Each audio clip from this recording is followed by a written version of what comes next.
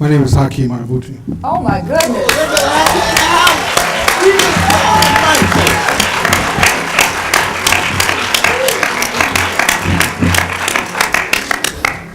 I noticed in your dialogue this evening that Chicago or Third World Press or my name is never mentioned, most certainly in terms of Black Arts Movement, and what we've done in Chicago.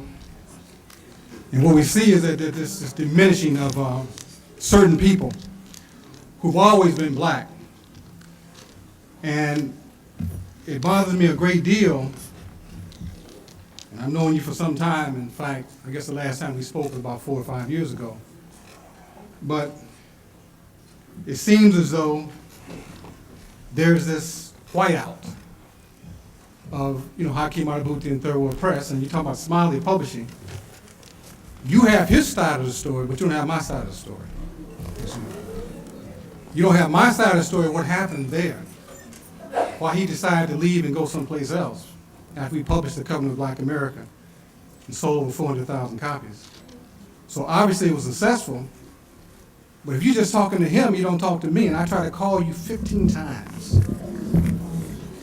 It's because I thought we had some kind of brotherhood going, but obviously that's not true. But that's personal. I don't even get to the personal side. I want to talk about... I think you already went personal, brother. Go right ahead. You go right ahead. No, when the sister asked about publishing, Third World Press, Black Classic Press, Yes.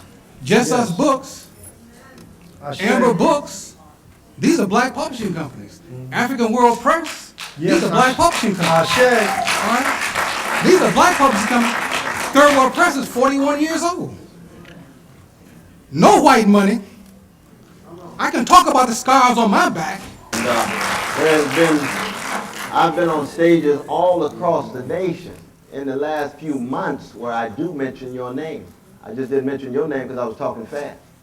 But I mention your name all the time. And I'm sure you know from our discussions in Harlem, and we've talked more than just 4 years ago. Because we've actually where were we together last? When I had you in my book on Restoring Hope, we met after that. You and I did a thing at the University of Chicago.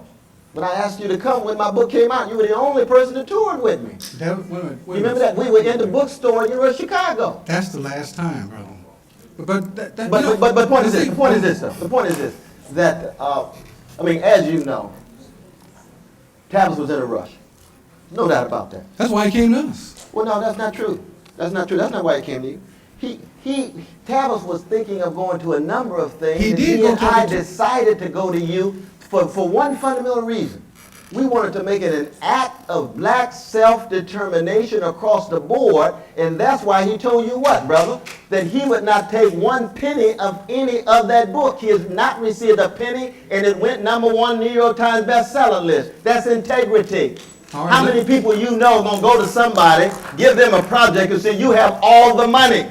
You don't function that way in public. All Why right. did he do that?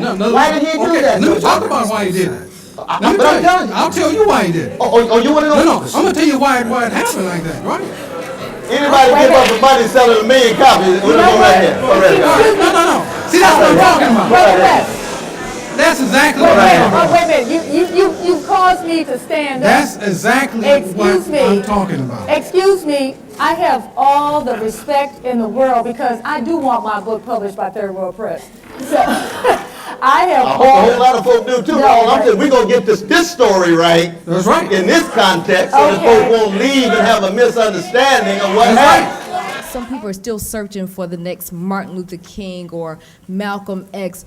Is this still the time to still search for leaders, or do we need to do you prefer that we individually choose to lead ourselves? And if so, why have we yet to really identify with that process? One is, I think we have to define the varieties of leadership here. That I think that, Obama running for president, I'm going to do all I can to hope that he wins, that I'm going to party that Monday after he's inaugurated and be his major critic on Tuesday for the rest of his administration. The reason being is that I mean, you can't be a black leader and not talk about white supremacy for 14 months. That's a different kind of leader. You're a leader of American people who are trying to hold at arm's length. That's fine. That doesn't mean you're irrelevant to black people. It means you're president of the United States. I want him to be president of the United States. That's fine. But that doesn't make you a black leader. You see?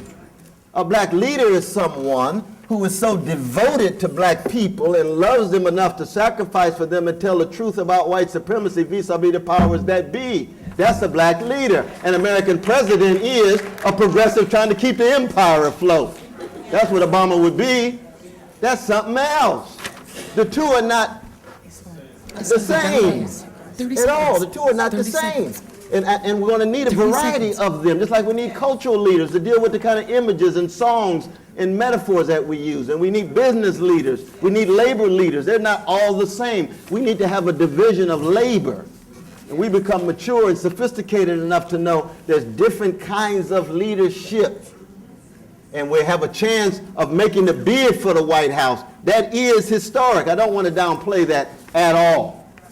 I really don't. I don't want to downplay that at all. But we at the writers' conference. This is not the Democratic Party convention. There's a different kind of discourse. You see? I was gonna ask, as somebody who's, angry, young, and oriented towards like the emancipation of humanity and stuff, Yeah. Obama as another face on the empire doesn't look too attractive and stuff, right? And you mentioned the 60s and stuff, and like to me, the Black Panthers played this role of re-ideologizing revolution back on the scene and stuff. And, Wes, as you were someone who signed the back of Baba Vakian's memoir and stuff, I was hoping you could speak to, the potential of, possibility of revolution and stuff in this country. I think that when you're emerging out of an ice age, just the melting itself is liberating. So you're talking about recasting the whole mountain, and we just talking about the melting start. Because the melting has to do with the awakening, becoming more alert of what's going on. You see, the first stages is just awakening. The sleepwalking has been so thick. That's what allows an ice age to be an ice age politically. Sleepwalking. How do you shake people out of their sleepwalking and become awake? When you talk about revolution, you see, then you're talking about people who have been shaken out of their sleepwalking, been alert, been awake, tried reformist options, tried reformist alternatives, found that they were limited, and then decided we are willing to live and die for something bigger than us. Now, as the last poet say, most Negroes not ready for that. Americans definitely not ready for that because the sleepwalking's so thick. You just like trying to give a 3-year-old Curtis Mayfield and get into a new world order. No, they got to begin with Dr. Seuss. You got to have steps with this thing. You see what I mean? Revolution is one of the most sophisticated forms of organizing and mobilizing against powers that be that require levels of awareness, consciousness, courage, willingness to sacrifice, and love, and you still might lose. You see what I mean? So that's what I mean by just loving people enough and loving black people enough to tell them the truth. So when I talk to the new Black Panthers with brother, what's the brother's name, Malik?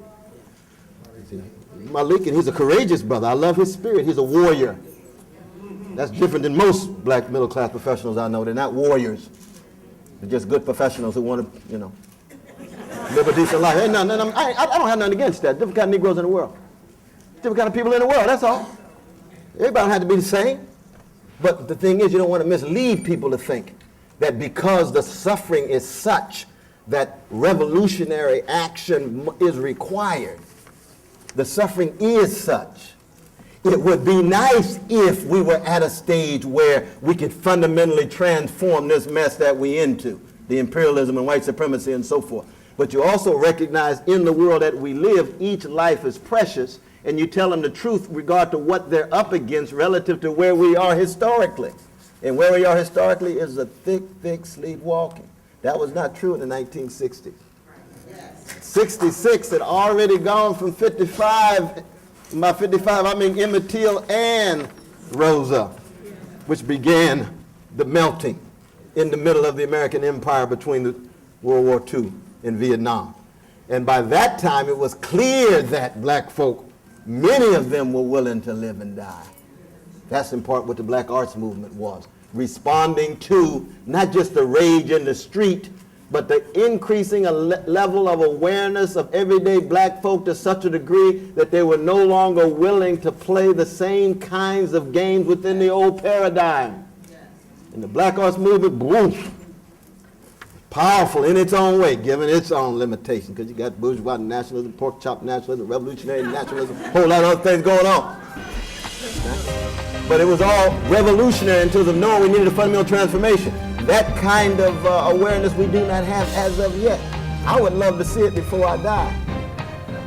That's why I like to keep alive the memories, so that when we need the resources and the awakening becomes more widespread, and the disenchantment becomes a form not of despair, but of courageous action, then we're on to something